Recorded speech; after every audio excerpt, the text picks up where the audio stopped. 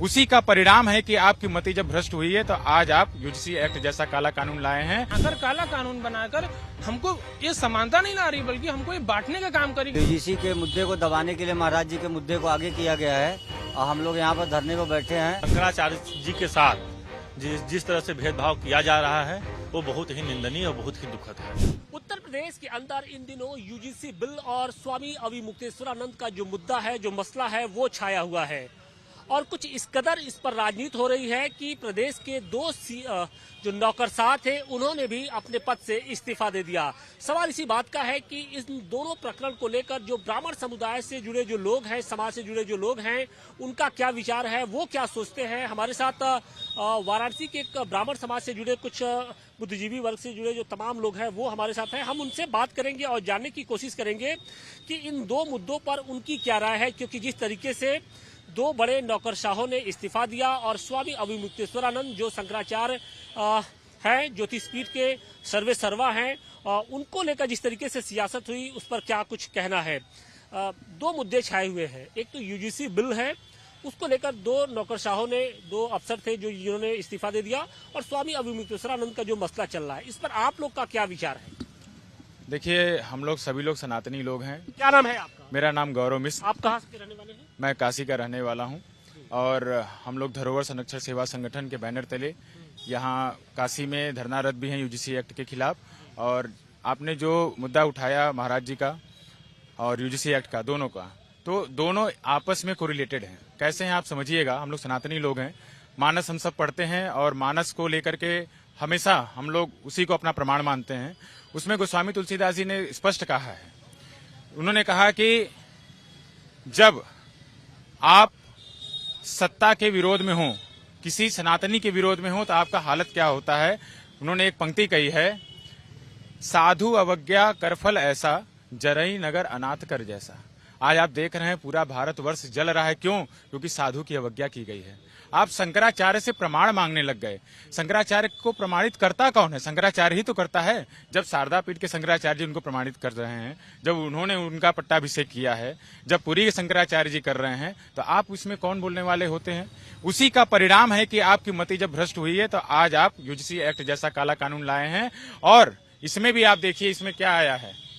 इसमें भी मानस की पंक्तियां आ रही हैं। जो लोग आपने कहा इस्तीफा दे रहे हैं ना, वो ऐसे वीर लोग हैं जो इस बात को समझते हैं, गोस्वामी जी की बात को समझते हैं कि सचिव वैद्य गुरु तीन जो प्रिय बोले भयास और राजधर्म कर तीन जो होई बेग ही नाश। इन सबके बीच में देखिए नाश हो रहा है। सबके बीच में एक परसेप्शन भी क्रिएट हो रहा है कि उत्तर प्रदेश की जो मौजूदा सरकार है वो कहीं न कहीं ब्राह्मण विरोधी है। इसको लेकर आप लोग के बीच में क्या बातचीत, क्या आपके विचार है? देखिए, परसेप्शन बनता कैसे है? आपके कृत्यों से ही तो बनता है। जब आपका हर एक फैसला हमारे विप्र समाज के विरोध में आ रहा है तो परसेप्शन बनेगा ही बनेगा। कोई किसी को किसी से दुश्मनी थोड़ी ना है। अरे इस सरकार को बनाने वाला ही विप्र समाज है, पूरा सवर्ण समाज है। इसमें ठाकुर, बनिया, छत्री, ब्राह्मण सब हैं, ऐसा नहीं है। सवर्ण का मतलब ये है कि जो सभी वर्णों को, सभी समाज को एक साथ लेके चलता हो। तो ऐसी स्थिति में यदि आप खुद ही परसेप्शन क्रिएट कर रहे हो, बार बार जाति, आप क्लियर कट मैं बोलना चाहता हूं आज आपके मीडिया के माध्यम से, आप पिछले कुंभ का उठा करके देख लीजिए उदाहरण। एक ऐसा व्यक्ति जिसके ऊपर न जाने कितने मुकदमे चल रहे हों, वो 50-50 गाड़ियों का काफिला लेकर के कुंभ में पहुंच जाता है और आप उसको हेलीकॉप्टर से पुष्प वर्षा करवाते हो और शंकराचार्य को स्नान करने से रोक दिया जाता है। आपका क्या नाम है? मैं शिवम उपाध्याय। कहाँ के रहने वाले हैं आप? मैं बनारस, मूलतः बनारस में राजा तालाब से बिलोंग करता हूं। राजा तालाब से है। दो मसले छाए हुए हैं, एक तो नौकरशाहों का इस्तीफा देना यूजीसी को लेकर, और एक ये है कि शंकराचार्य स्वामी अविमुक्तेश्वरानंद का मसला है। इन दोनों घटनाक्रम को आप किस तरीके से? देखिए, मैं शंकराचार्य जी के मामले में बस इतना ही कहूंगा कि जाति ने पूछो साधु की, पूछ लीजिए ज्ञान, मोल करो तलवार की, पड़ी रहन दो म्यान। तो मैं जो शंकराचार्य मतलब धर्मगुरुओं में सबसे बड़े धर्मगुरु होते हैं, तो इस मामले को मैं अलग देखता हूं। लेकिन मामला रही अभी यूजीसी एक्ट की, तो मैं यूजीसी एक्ट के खिलाफ अभी हम लोग ये जो बैठे पड़े हैं लोग, तो मैं यही कहना चाहूंगा कि जब हम अपने बच्चों के, अपने परिवार का, अपने बेटियों के, अपने बहनों के भविष्य की सुरक्षा नहीं कर पाएंगे तो इससे बड़ा धर्म हमारे लिए अभी कुछ नहीं होता। अगर मैं इस धर्म की बात कर पाऊं कि अपने परिवार को सुरक्षित रख पाऊं, हमारे यहाँ कहते हैं 4 आश्रम होते हैं, तो जिसमें सबसे एक महत्वपूर्ण आश्रम होता है वो होता है गृहस्थ आश्रम। तो अगर गृहस्थ आश्रम का पालन अनुपालन इस तरह से ना किया जाए और सरकार इन नीतियों का दुरुपयोग करे, वो इस तरह का दुरुपयोग करे कि जो समाज की संस्कृति को, समाज की विविधता को, समाज की एकता को, अखंडता को पूरी तरह से तोड़ रही हो, तो इसका मैं समझता हूँ कि पूरी प्रतिकार होना चाहिए। और क्या आपका क्या नाम है? मेरा नाम शुभम पांडे है। पांडे जी कहाँ के रहने वाले हैं? मैं मूलतः बनारस का ही रहने वाला बनारस में कहाँ? मैं बनारस में चोलापुर से हूँ। इस पूरी घटना को किस तरीके से देखते हैं? जिस तरीके से अलंकार अग्निहोत्री ने इस्तीफा दिया और दूसरी बात की स्वामी स्वरूपानंद सरस्वती का जो मसला है, उन दोनों को लेकर उन्होंने इस्तीफा दिया। यूजीसी का भी मसला था। आप लोग के समाज के बीच में क्या मंथन चल रहा है? किस तरीके से आप लोग इसको लेकर विचार कर रहे हैं? देखिए, हम लोग इस यूजीसी काले कानून का खुले विरोध कर रहे हैं। हमारा जो संगठन है केसरिया भारत, ये कल से ही अनवरत धरना पे है और हमारे इस संगठन के द्वारा बनारस में पहली बार जो है समान शिक्षा के लिए आवाज उठाई गई थी। मुख्यमंत्री, प्रधानमंत्री महोदय को पत्र भी लिखा गया था कि शिक्षा में समानता होना चाहिए और डीएम के अर्दली का लड़का एक ही छत के नीचे एक ही विद्यालय में पढ़े। ऐसा ना है कि वो आईसीएसई बोर्ड में और यूपी बोर्ड में बिना चप्पल का पढ़े। तो हम प्रयास कर रहे थे कि शिक्षा में समानता हो। हम इस तरीके से समानता ला रहे थे और सरकार ने जो दुर्दांत कानून बनाकर, काला कानून बनाकर हमको ये समानता नहीं ला रही, बल्कि हमको ये बांटने का काम करी कि देखो मैं तुम्हारे लिए एक्ट बना दिया हूँ, तुम इस तरीके से मजबूत हो। और वो इस एक्ट का फायदा उठाकर हमारे बच्चे बच्चियों, छात्र छात्राओं को परेशान करेंगे। और मैं स्वामी परेशान कर रहा है। आपका क्या नाम है? अभिषेक सिंह। अभिषेक भाई, ये बताइए कि जिस तरीके से ये सब कुछ हो रहा है, किस तरीके से देखते हैं? इस तरीके का मैं मतलब ये जो हो रहा है इसका मैं घोर निंदा करता हूँ। माननीय प्रधानमंत्री जी का जो नारा था सबका साथ सबका विकास, लेकिन प्रधानमंत्री जी ने उस नारा को एकदम तोड़ दिया। सबका साथ सवर्णों का विनाश। माननीय प्रधानमंत्री जी कर दिया। और किस तरीके से देख रहे हैं इस पूरे? क्या नाम है आपका? अनिल मिश्रा, मिश्रा जी कहाँ के रहने वाले? शिवपुर। आप मिश्रा जी है, शिवपुर में है। अभी मुक्तेश्वरानंद को लेकर हंगामा खड़ा हुआ है, यूजीसी को लेकर है। किस तरीके से देखते हैं इस घटना को? ये महाराज जी का जो मुद्दा है, यूजीसी के मुद्दे को दबाने के लिए महाराज जी के मुद्दे को आगे किया गया है और हम लोग यहाँ पर धरने पर बैठे हैं इस कानून के खिलाफ।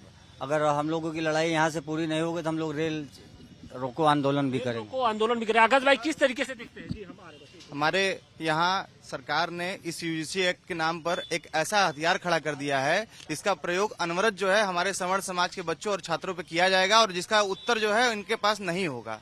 और यह एक ऐसा विषाक्त कानून है जिसका कोई भी क्योर नहीं है, कुछ भी नहीं है। क्या कहेंगे? जो ये सब कुछ यूजीसी है और अभी मुक्तेश्वरानंद का मुद्दा चल रहा है। क्या नाम है आपका? मैं राष्ट्रीय संस्कार सेवा भारती के राष्ट्रीय अध्यक्ष रघुनाथ उपाध्याय। और ये यूजीसी ला करके समानता की जो भाव लोगों ने पार्टी जो सरकार है कर रही है उसके विरोध में ये काम हो रहा है। ये जो है जातिवादी मानसिकता को बढ़ावा देने वाला कार्यक्रम। क्या नाम है आपका? मैं लक्ष्मण सिंह, राष्ट्रीय संस्कार भारती का सचिव। और मेरा सरकार से यही मांग है कि सरकार एक ऐसा कानून लाए कि सवर्णों को एक लाइन में खड़ा करके और चौराहे पे उनको फांसी दे दिया जाए। इस तरह का कानून लाए, बस वही उतना ही बाकी है। उस फांसीवादी जिस तरह का ये कानून ला रहे हैं, वो अब केवल और केवल एक ही डिमांड है कि सवर्णों को एक गुस्सा साफ तौर पे। क्या नाम है आपका? अभिनव त्रिपाठी, ग्राम प्रधान, जमालपुर, जनपद मिर्जापुर। अभिनव भाई, ये बताइए कि जिस तरीके से ये शंकराचार्य का मुद्दा हो, चाहे यूजीसी का, क्या कहते हैं, क्या किस तरीके से देखते हैं? देखिए, हम लोग के सनातन धर्म में आते हैं। सनातन धर्म का सबसे बड़ी पीठ शंकराचार्य की उपाधि होती है और शंकराचार्य जी के साथ जिस तरह से भेदभाव किया जा रहा है वो बहुत ही निंदनीय और बहुत ही दुखद है।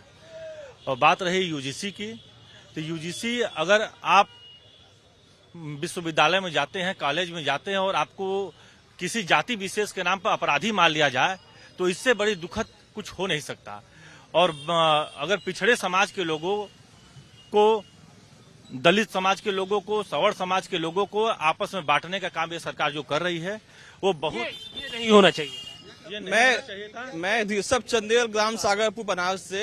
हम अब महाराज जी का बात कर, हम दोनों का निंदा करते हैं। जिस प्रकार से सतुआ बाबा अपने जेसीबी से, पोर्ट से था डिफेंडर्स जा रहे नहाने, उसी प्रकार से महाराज जी का भी, शंकराचार्य जी का भी नहान बहुत बड़ी बात नहीं थी, सब जा रहे हैं। बाहुबली अपने आप को पूर्वांचल पर, उनका भी स्नान हो सकता था। हम बस 2 ही शब्दों में इस सरकार की निंदा करेंगे, याचना नहीं रण होगा, जीवन जय या कि मरण होगा। और उन सभी सवर्ण समाज के नेताओं से बोलना चाहेंगे, चूड़ियां सस्ती कर दो बाजार में, क्योंकि सवर्ण नेता बैठे पक्ष विपक्ष दोनों सरकार। बिल्कुल आप देखिए कि जो बिल्कुल जो चाहे ब्राह्मण समाज हो या फिर कोई दूसरा समाज हो, हर कोई कहीं ना कहीं इस मुद्दे को लेकर बिल्कुल हमलावर है। खासतौर से जो यूजीसी का मसला है उससे लेकर लगातार विरोध का जो क्रम है वो देखने को मिल रहा है। वाराणसी से मनीष दुबे के साथ आशुतोष सिंह, टाइम्स नाउ, नवभारत।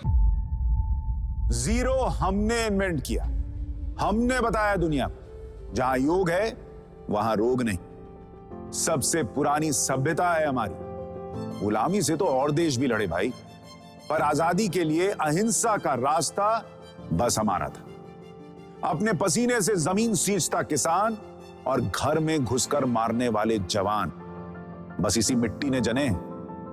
इसके हाथ ने जब थामा जज्बा तो इतिहास रचे।